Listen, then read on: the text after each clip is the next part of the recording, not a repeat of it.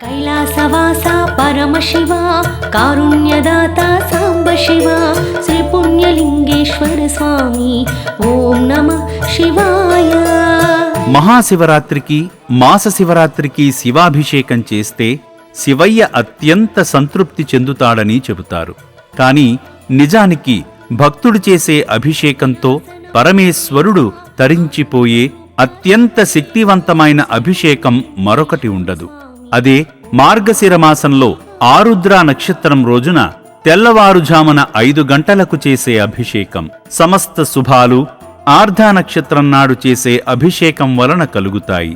అంతటి పవిత్రమైన రోజు డిసెంబర్ 7వ తేదీన రాబోతోంది.